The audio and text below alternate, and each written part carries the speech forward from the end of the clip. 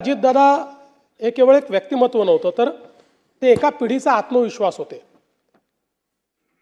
शेतकऱ्यांचा एक कळवळा असलेले, शेतीबद्दल इत्थंभूत माहिती असलेले, शेती, ॲनिमल हस्बंडरी या सगळ्या विषयांची पूर्ण जाण असलेले आणि एक प्रकारे मातीतनं तयार झालेलं नेतृत्व असं अजितदादांचं नेतृत्व होतं।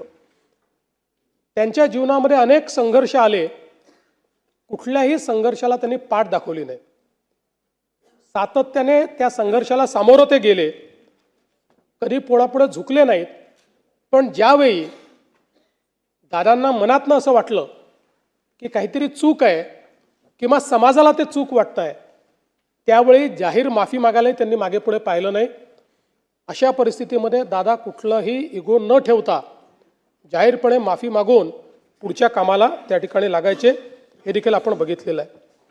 त्यामुळे एक प्रकारे अनेकांचा आधारबळ असलेले, अनेकांना धीर देणारे, अनेकांच्या निर्णयाची ताकद असलेले दादा आज नसल्यामुळे निश्चितच खूप मोठ्या प्रमाणात अनेक लोकांच्या समोर अनेक प्रश्न त्यातनं निर्माण झाले।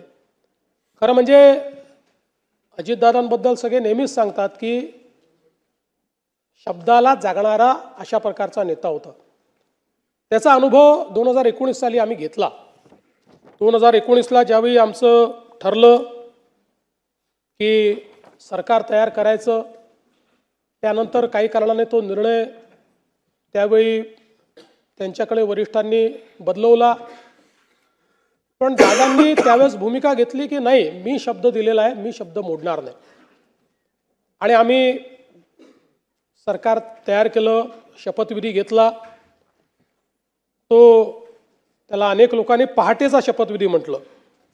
त्याला पहाटेचा म्हटलं की दादा त्याच्यावर नाराज व्हायचे। दादा म्हणायचे पहाट म्हणजे 6 असतं, ही काही पहाट नाही आहे, आम्ही 9 वाजता शपथ घेतली होती, तो सकाळचा शपथविधी आहे, असं नेहमी ते पत्रकारांना सांगायचे। आणि मला आजही आठवतं की त्यावेळी अतिशय दृढतेनं त्यांनी, खरं म्हणजे त्यांना निश्चितपणे काही ना काही प्रमाणात त्याची किंमत मोजावी लागली, पण तरी देखील त्यांनी सांगितलं की एकदा निर्णय झाला होता, मग या निर्णयाला मी बांधील असेल। आणि ज्यावेळी सर्वोच्च न्यायालयाचा निर्णय आमच्या विरोधात गेला, मला आजही आठवतं की वर्षा बंगल्यामध्ये दादा आणि मी दोघंच जण होतो। त्यावेळी तो निर्णय विरोधात गेल्यानंतर त्या ठिकाणी सरकार स्थापन करणं काही शक्य नव्हतं। दादांनी विचारलं काय केलं पाहिजे, मी म्हटलं दादा आता याच्यामध्ये उगीच तुम्ही स्वतःचा बळी द्यावा अशी आमची पण अपेक्षा नाही, ठीक आहे आता जे काही असेल तुम्ही तुमचा निर्णय घ्या। आणि त्यानंतर माझ्याशी चर्चा करून, म्हणजे अनेक वेळा अनेकांनी अनेक गोष्टी त्या ठिकाणी सांगितल्या, पण वर्षा बंगल्यावरनं माझ्याशी चर्चा करून दादांनी मग तो निर्णय बदलवला। कारण त्यांच्यासोबत जे लोक राहिले होते हे दादांना माहिती होतं की शेवटी त्यांचंही भविष्य आपल्याला बघायचं आहे। आणि मग दादांनी पुन्हा त्या ठिकाणी जे काही सरकार झालं त्या सरकारमध्ये सामील होण्याचा निर्णय घेतला। आणि म्हणून मला असं वाटतं की त्यांच्या स्वभावात पारदर्शकता होती। ओठात आहे ते ओठात आहे, आणि जे आहे ते तोंडावर बोलून टाकायचं। तोंडावर बोलताना दादा राजकीय परिणामांची फारशी काळजी करत नव्हते। आणि मला असं वाटतं की राजकारणामध्ये असं अनेक वेळा तुम्हाला पॉलिटिकली करेक्ट राहावं लागतं, पण पॉलिटिकली करेक्ट राहणाऱ्यांपैकी दादा नव्हते। त्यांना जे वाटलं ते स्पष्टपणे रोखठोक त्या ठिकाणी बोलायचे। आणि त्यामुळे मला असं वाटतं की त्यांच्याबद्दल आमदारांना किंवा सदस्यांना देखील माहिती होतं की दादांनी एखादी गोष्ट तोंडावर नाही म्हटली याचा अर्थ काही आपले विरोधक नाही आहेत, त्यांना नाही पटलेली, त्यामुळे त्यांनी नाही म्हटलेली आहे। पण जे काम होऊ शकत असेल ते मात्र तात्काळ करणे आणि तिथल्या तिथे फोन लावणे, ते काम झालं आहे की नाही पाहणे, अशा पद्धतीनं दादाची ख्याती असल्यामुळे जे सदस्य आहेत ते आपलं काम हक्काने घेऊन त्या ठिकाणी दादांकडे जाताना आपण बघायचो।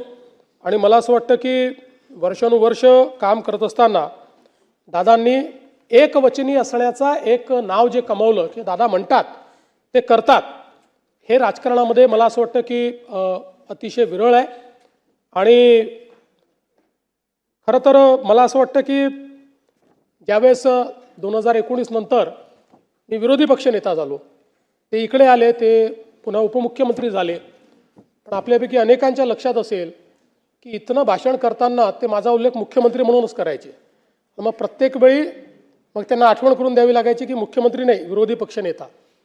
आणि मला असं वाटतं की त्यानंतर कदाचित त्यांचे ते शब्द जे आहेत ते सत्य झाले. आम्ही एकत्रित आलो, आम्ही दोघेही उपमुख्यमंत्री झालो, नंतर मी मुख्यमंत्री झालो, पुन्हा शिंदेसाहेब आणि ते उपमुख्यमंत्री झाले. आम्ही खरं म्हणजे आमच्या अनेक गोष्टींवर गप्पा देखील व्हायच्या, अनेक गोष्टींवर बोलायचो. दादांना क्रिकेटची आवड होती, त्याच्यावरही अनेक वेळा आमची चर्चा व्हायची.